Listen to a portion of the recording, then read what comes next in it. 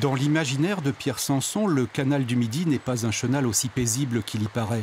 Depuis l'âge de bronze et la sédentarisation des peuples palafitiques venus de l'étang de Thau, jusqu'à l'arrivée à Toulouse de la péniche à grande vitesse, en passant par la péniche Zeppelin, les canalosaures de la compagnie royale de luxe, ou encore les fameuses sirènes du canal, attestées depuis la plus haute antiquité. Malheureusement, elles ont disparu. L'espèce s'est éteinte à cause de la surpêche, à cause de la demande chinoise de poissons bandés. Elles sont vendues en Chine en poudre, malheureusement, et l'espèce a disparu comme ça. Disparues les sirènes, disparues également les blanchisseuses des eaux de la Montagne Noire. Alors ici, ce tableau représente effectivement le blanchiment des eaux de la Montagne Noire, qui était nécessaire à l'époque, puisqu'à l'époque, il y avait du charbon dans la Montagne Noire qui était exploité. Et donc, ça salissait beaucoup les eaux de ruissellement, et l'eau arrivait de façon, elle était vraiment dégueulasse. Donc, il a fallu employer des gens, des jeunes femmes, notamment des détenus, pour blanchir les eaux du canal. Ça a l'air vrai, mais c'est faux. C'est faux, ça. Tout est faux, évidemment. C'est faux aussi. Oui. Tout est faux, mais tout est daté et bourré de références bibliographiques.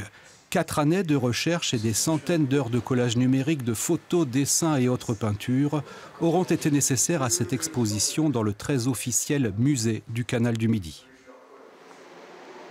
J'adore détourner les images, mais effectivement, ce qui me plaît, c'est justement le degré de création qu'il peut y avoir par rapport à la vérité et comment une vérité peut n'exister que par l'image, en fait. Et elle n'a pas de réalité en soi, mais l'image lui donne le corps, lui donne une espèce de vie réelle. Et après, effectivement, il faut se méfier des images.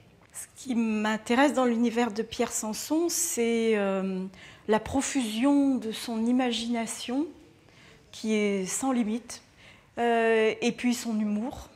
Donc allier l'imagination à l'humour dans un thème patrimonial, c'est pas si courant. Au musée de Saint-Ferréol jusqu'en mars 2018, Pierre Sanson ne se contente pas de revisiter le riche passé du canal du Midi. Il lui invente aussi, vers 2050, un avenir suborbital en péniche navette depuis la Cité de l'Espace.